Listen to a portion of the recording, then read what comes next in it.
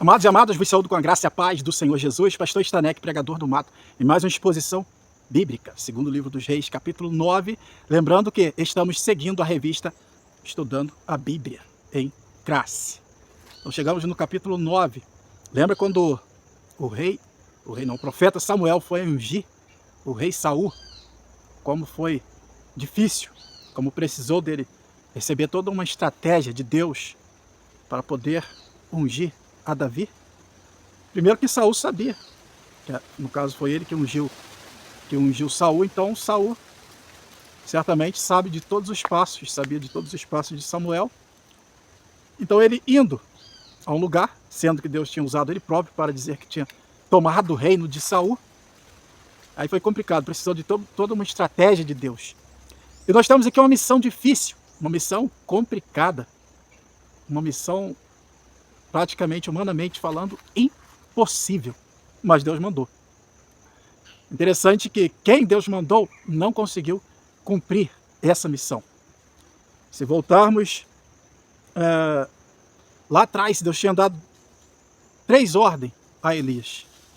Ele conseguiu cumprir uma. O Senhor lhe disse: volta pelo caminho por onde veio e vá para o deserto de Damasco. Chegando lá, unge Azael como rei da Síria.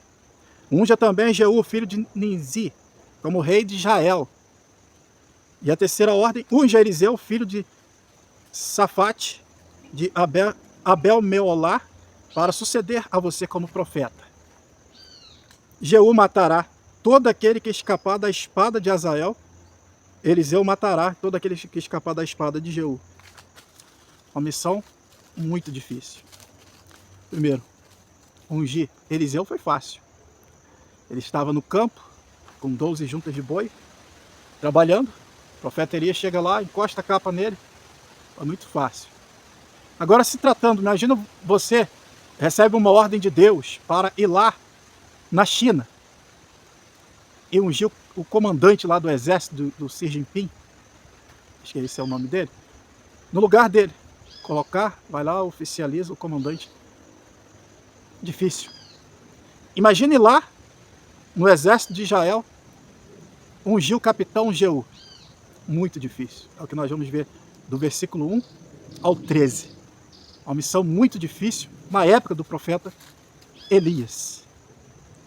Até porque ele estava sendo perseguido, ele estava fugindo de Jezabel quando Deus manda ele ungir esses homens. Então é uma situação muito complicada. A situação, o ofício do profeta. Imagina você, os profetas de todas as épocas, Deus os mandou fazer coisas difíceis. Falar contra, profetizar contra reis, governantes, coisas difíceis. E hoje não é diferente. Hoje não é diferente.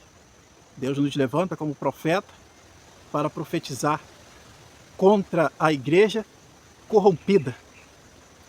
Ninguém mais perseguiu Paulo do que os judeus. Os judeus estavam sendo dominados por Roma, mas Paulo foi perseguido pelos judeus. E muito perseguido, até ser sentenciado à morte. Então, a vida de um profeta não era, não é e não será nada fácil. Mas aí Deus ajuda Eliseu, prepara o caminho. Como que Deus preparou o caminho para Eliseu? Lembra de Naamã, o Ciro, o leproso? Eliseu é usado por Deus para curar Naamã. Lembra do exército dos sírios que ficou cego? Se alimentaram e voltaram para a sua terra? Deus está abrindo as portas para o profeta Eliseu, já que o profeta Elias não conseguiu cumprir essa missão. Deus está abrindo as portas da Síria. E agora Eliseu vai a Damasco. Não sei, a Bíblia não diz se convidado pelo rei. Certo é que Azael, que ele tinha que ungir, foi ao rei e disse: está aqui o homem de Deus. O rei estava enfermo, doente, assim como Naamã um dia esteve leproso. Então o rei manda ir até Eliseu justamente Hazael, que devia ser o comandante do exército, deve ter substituído Naamã. Ele era o comandante do exército, um oficial de alto escalão. E ele tem acesso ao rei direto. Vamos ver a forma que ele vai matar o rei. Então o que acontece? O caminho está aberto, Eliseu vai a Damasco, vai a Síria. Aí vai arrumando outros problemas com os seus patriotas. Vamos ver isso aí mais para frente.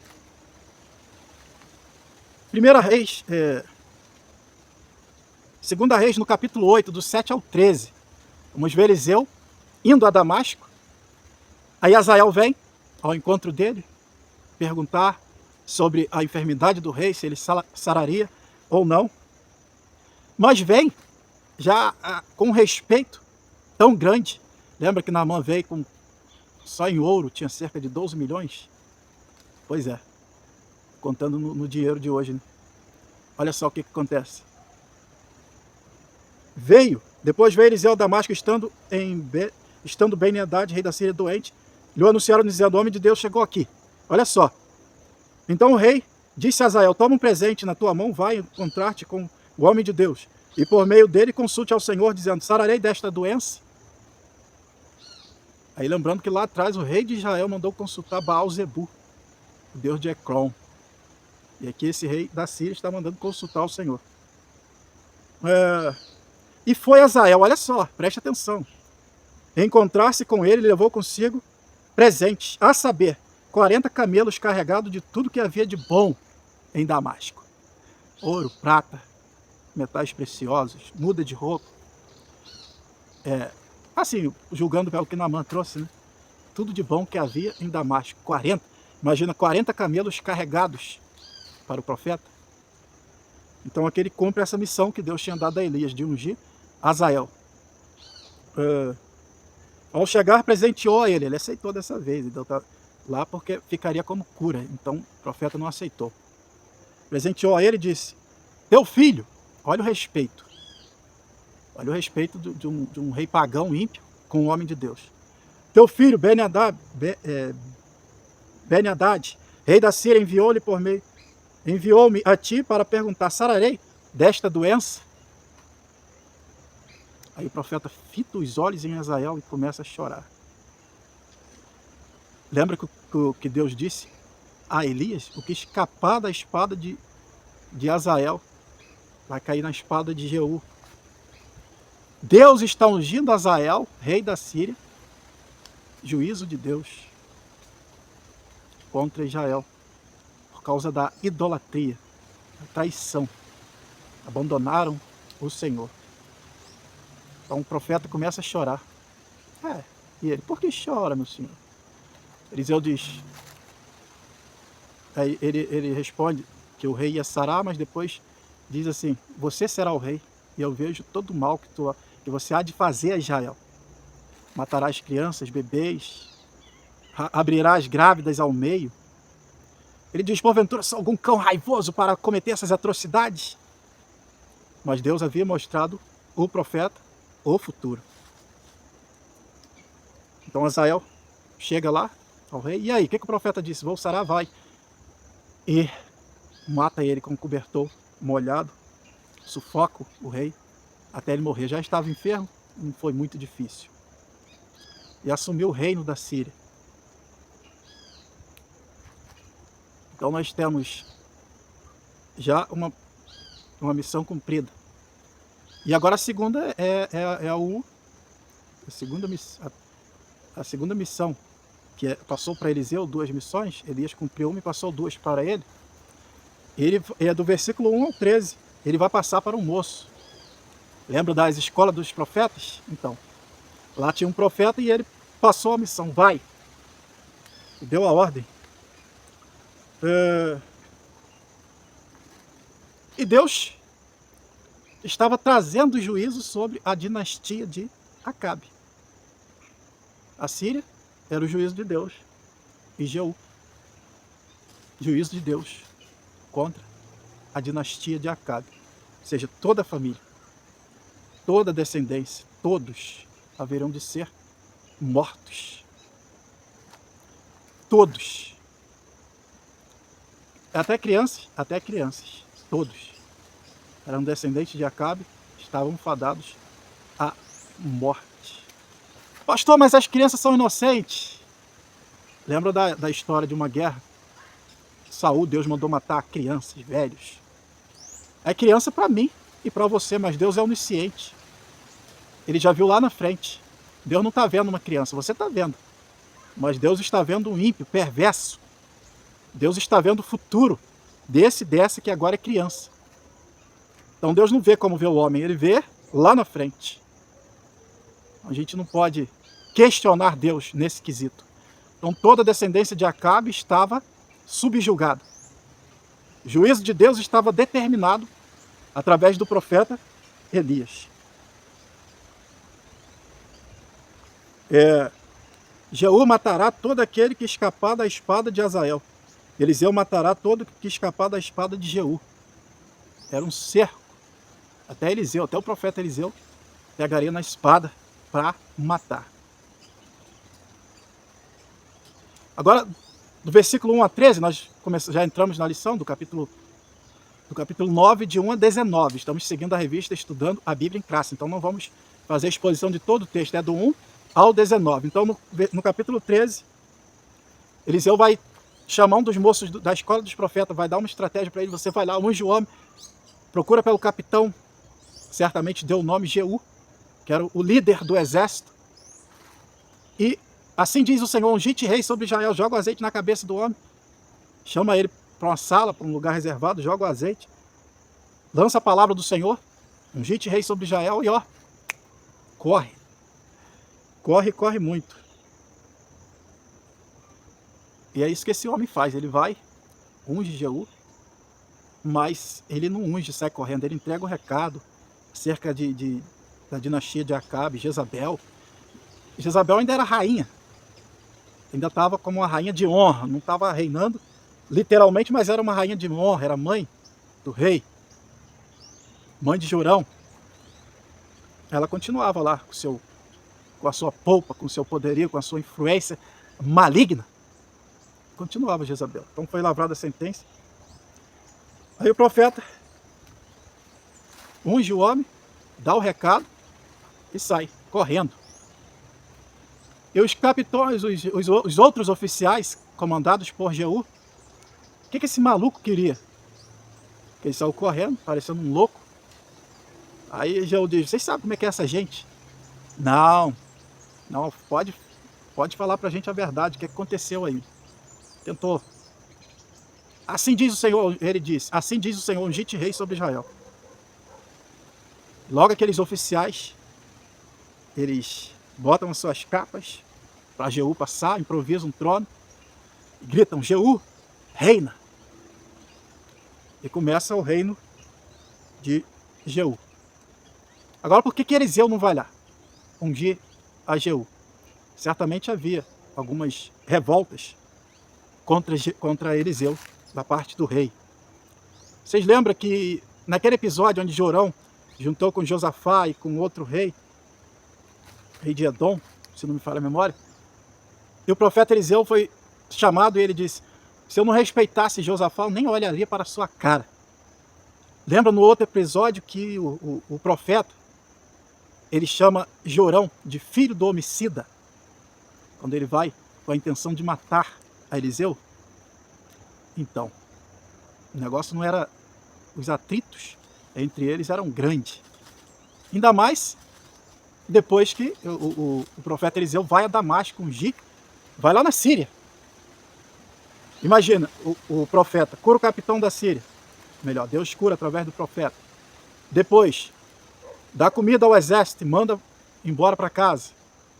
E agora Eliseu vai lá. Será que eles descobriram o que ele foi fazer?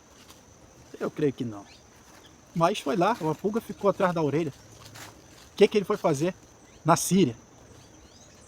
E ainda vem com presentes, 40 camelos carregados de tudo que era o de melhor em Damasco. Então, Esse talvez seja um motivo. Eliseu não se dava bem com esse rei, era um rei ímpio, idólatra, influenciado, controlado pela sua mãe, como foi o rei Acabe.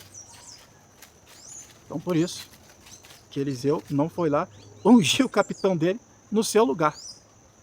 Seria uma coisa muito difícil.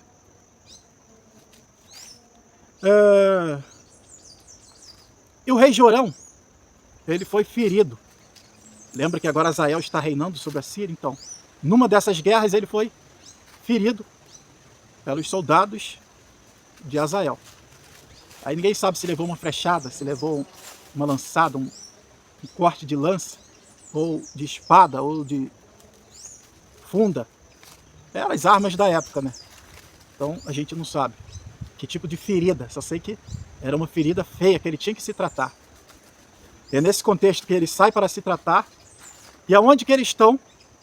O exército, os capitões, estão cercando Ramote Gileade. Ramote Gileade era uma cidade que pertencia a Israel, e foi tomada e dominada pelos sírios. Lembra que Acabe tentou reivindicar, tomar de volta essa cidade, e não conseguiu? Pois é. Então Jorão coloca o exército cercando Ramote Gileade, o capitão Jeú, e dá ordem para ninguém sair, não deixar ninguém sair da cidade. Ele vai para outro lugar tentar se curar. E nesse contexto ele tem um aliado. Aí é bom nós prestarmos atenção, porque nós temos um Acasias, filho de Acabe, que reinou antes de Jorão. E temos esse Acasias, que é neto da filha de Acabe, é neto de Acabe. É complicado, né? A história é complicada para quem não estuda. Mas nós vimos lá atrás que Jeosafá, nós vamos ver no livro dos reis, que Jeosafá, ele fez uma aliança com Acabe, ele deu o seu filho, a filha de Acabe, ela levou Baal para o reino do sul. E agora Acasias começa a reinar e sua mãe o influencia. Vamos ver o texto aqui? Acasias começou a reinar e olha só. E ele também andou no caminho da família de Acabe, pois sua mãe, que era filha de Acabe, lhe dava maus conselhos, e ele fez o que o Senhor reprova, como os membros da família de Acabe haviam feito. Pois, depois da morte de seu pai, eles tornaram seus conselheiros para sua ruína. Ele também seguiu o conselho deles, como se aliou a Jorão. Então eles tinham uma aliança. Filho de Acabe, rei de Israel, e saiu à guerra contra Azael, rei da Síria, em Ramote Gileade. Jorão foi ferido e voltou a Jezreel para recuperar-se do ferimento. 2 ferimentos, mais de uma ferida. Em Ramote Gileade, na batalha contra Azael, rei da Síria. Acabe morreu tentando tomar Ramote Gileade. Lembra? Fez uma aliança com Josafá. Josafá conseguiu escapar pela misericórdia de Deus. Acabe morre por um frecheiro, porque estão debaixo do juízo de Deus. E agora Jorão vai lá e vai o seu parente, seu aliado, Acasias, que era filho de Atalia, que após a morte dele assume o reino, mata, faz como como fez Jeorão quando começou a reinar, matou todos os seus irmãos. Essa é a dinastia, são família de Acabe. A mistura que partiu para o reino do sul, contaminando o reino do sul. É bom a gente pontuar isso aí, porque Acasias aparece nesse contexto como aliado nessa guerra, aliado de Jorão. Versículo 15, então, aí do capítulo, versículo 14 a 17, nós temos a conspiração. Nós vimos do 1 ao 13, o reinado de Jeú, e agora do 14 a 17, a conspiração. Temos esse aliado, o que aconteceu? Eles estão cercando a cidade, Jorão sai para se curar, Acasias sai para ir visitá-lo. Eles são aliados nessa guerra, não sei se ele só enviou soldados e não foi. e foi direto lá do seu reino do sul para visitar Jorão. Certo é que nesse contexto é que Jeú começa a reinar e coloca em prática a conspiração. Se vocês me querem como rei, então ninguém saia daqui para dar notícia ao rei. Deixa comigo que eu vou resolver. Ele já sabia o que fazer, ele já sabia qual era a sua missão e ele está determinado a cumprir.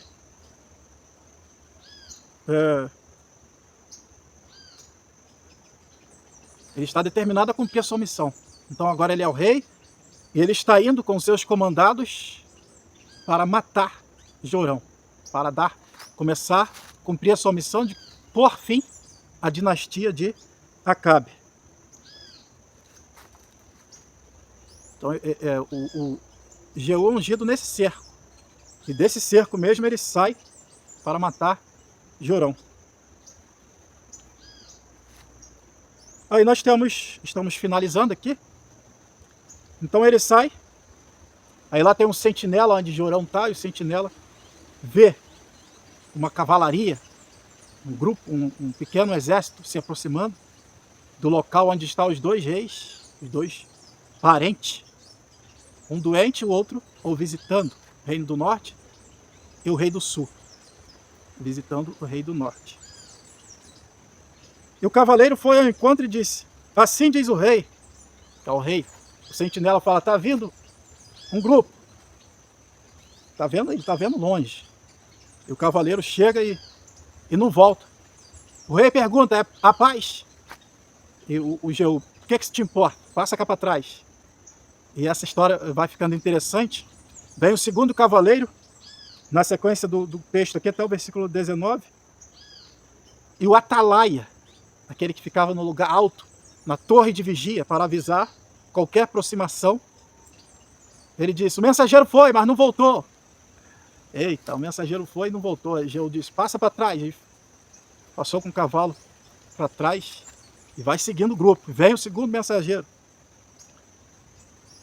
Chegou ele, o mensageiro, porém não volta. Ficou também. Então Jorão enviou outro cavaleiro, chegando este a eles, disse: assim diz o rei, a paz? Respondeu Jeú: que tens tu que fazer com a paz? Passa para trás de mim. Jogou todo mundo para trás. Jeú era muito inteligente nessas guerras que ele vai. Sabedoria provém do Senhor, né? Ele tem essa missão de destruir a dinastia de Acabe. Então semana que vem, na próxima lição, estaremos estudando o fim de Jorão, a morte de Jezabel. Não perca não, nos acompanhe aí. Todas as lições nós estamos postando, se não me falha a memória, desde Juízes, já estamos em segundo livro dos Reis. Aquele abraço, Deus abençoe e até a próxima lição, se o Senhor nos permitir. Você que não é inscrito, se inscreva no canal, não esqueça de compartilhar, dar o seu joinha. Fique com Deus.